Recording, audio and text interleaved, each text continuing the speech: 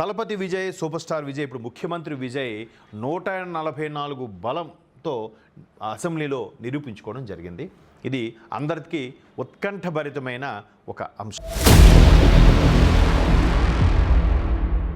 Thalapathy Vijay, super star Vijay, ఇప్పుడు ముఖ్యమంత్రి విజయ్ 144 బలంతో అసెంబ్లీలో నిరూపించుకోవడం జరిగింది.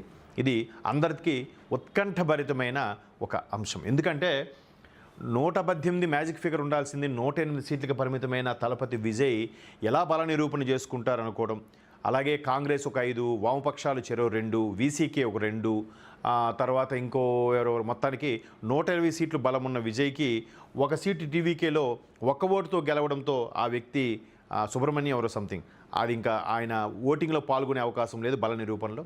ఈయన తిరుచి అలాగే పెరంబూర్ రెండిట్లో కూడా గెలిచాడు కాబట్టి తిరుచిని రాజీనామా చేస్తే అక్కడ ఇంకో సీటు తక్కువ అవుతుంది. మొత్తానికి ఎగ్జాక్ట్గా స్టాంప్ మార్కులతో పాస్ అయినట్టుగా విజయ్ ఉన్న దానికి సుమారుగా అన్నాడీఎంకే నుంచి 25 మంది విజయ్ ముఖ్యమంత్రిగా అనుకూల ఓటు వేశారు. సో ఈ 119కి 25 మంది కలిపితే సుమారుగా 144 మంది.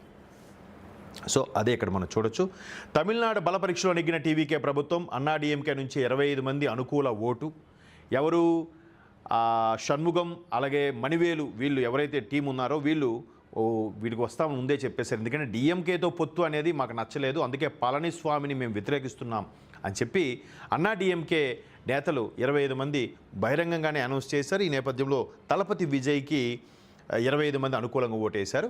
వ్యతిరేకించిన వారు 22 మందే డిఎంకే వాకౌట్. అవును, కొంతమంది గైర్హాజరు అయి ఉండొచ్చు, సుమారుగా 234 మందిలో. సో ఒక్కసారి ఆ వార్త చూద్దాం. తమిళనాడు అధికార పార్టీ టీవీకే బుధవారం అసెంబ్లీలో నిర్వహించిన బల పరీక్షలో నెగ్గింది. మ్యాజిక్ ఫిగర్ 118 కాగా 144 అనుకూల ఓట్లు సాధించింది. అన్నాడీఎంకేలోని ఈపీఎస్ వర్గం ఎమ్మెల్యేలు 22 మంది వ్యతిరేకించారు, 5 తటస్థంగా ఓటు వేశారు. వారిలో 4 పీఎంకే, ఒక భాజపా ఎమ్మెల్యే ఉన్నారు. ఎన్డీఏలోని ఏఎంఏకే ఎమ్మెల్యే సైతం టీవీకి మద్దతుగా ఓటేశారు.